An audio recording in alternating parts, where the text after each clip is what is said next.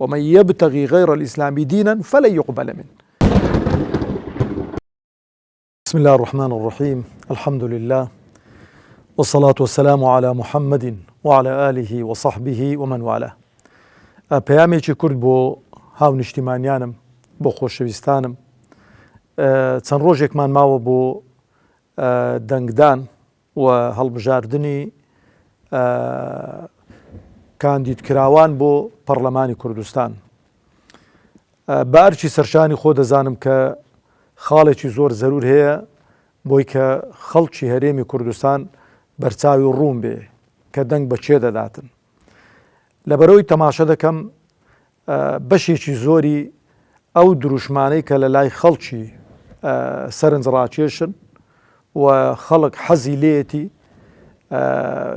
ناوی مەلا، مامۆستا، شێخ، ئەوجا کۆمەڵە ناوێکی دیکە هەن کە لە ناو خەڵک و جەماوەردا مەقبولن و خەڵک مەبەستیەتی ئەو ناوانە بەکاردەهێنرێن و ئەو لەقەبانە بەکاردەهێنرێن. لەبەرەوە بەڕاستی لە هەموو شتێکی گرنگتر خۆشەویستانی خۆم، یعنی دەبێ دەنگدەر هۆشیار بێتن، بزانێ ئەو خەڵکە لەسەر چ بەرنامەیەکە، لەسەر چ دینێکە. چکە بمانەوێ یان نەمانەوێ ئێمە دینێکی بە حەقمان هەیە کە ئەویش ئیسلامە. خوای پەروەردگار تەبارەک و تەعالا دەفەرمێ وەڕەضیت لەکم الئیسلامە دینە. ڕازیم کە بەس ئیسلام دینتان بێ، منهەجتان بێ، بەرنامەی ژیانتان بێت. ئەو بەرنامە دەستکردانەی دیکەش هەموو دینن، هەمووی دینن. ئەلمانیەت دینە، سۆشیال دیموکراتی دینە، دیموکراسی دینە، هەمووی دینە. پێت خۆش بیان پێت ناخۆش بێ، پێت بگوتریان پێت نەگوترێتن، ئەوانە دینن.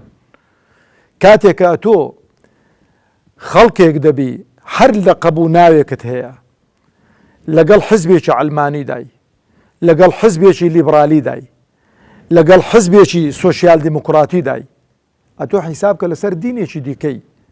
ئەمن دڵسۆزیشە پێتان دەڵێت. و ئەو کاتەی کە ئینسان منهەجەکەی منهەجێکی فاسد دەبێ، دینەکەی دینێکی فاسد دەبێ، ئەگەر نوێژیش بکەی بەکەلک نایە، بە ڕۆژوش بەکەلک نایە، زەکاتیش بدەی بەکەلک نایەت.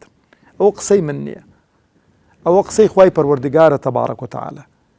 دەفەرمێ وەلەن یوقبەل منه وهو في الآخرة من الخاسرين ومن يبتغي غير الإسلام دينا فلن يقبل منه.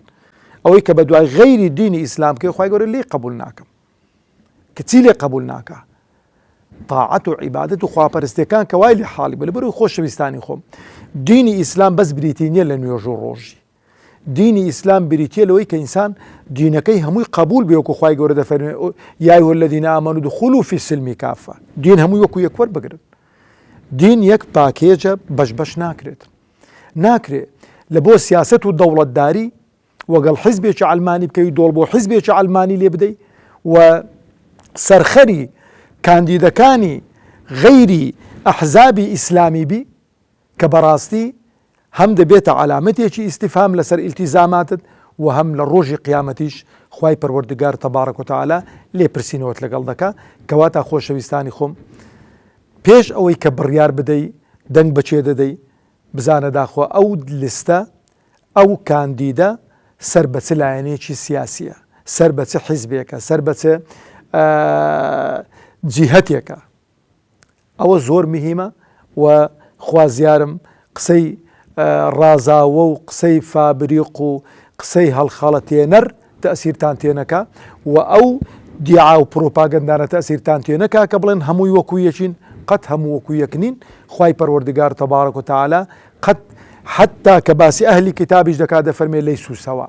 ئەهلی کتابیش هەموو وەکو یەک نییە. چ جای کە بێی مەسەلەن هەموو لایەنەکان وەکو یەکن، هەمویان یەکشتن، ئەوە پێچەوانەی دادپەروەری و پێچەوانەی عەدلە.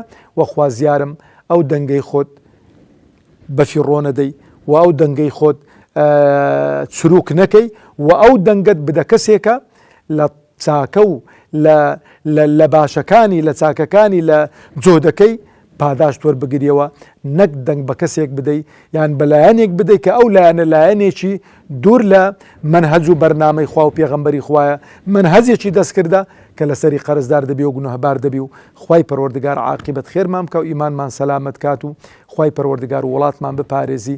وەسەلام عەلەیکم وەڕەحمەتوڵڵاهی وبەڕەکاتوه.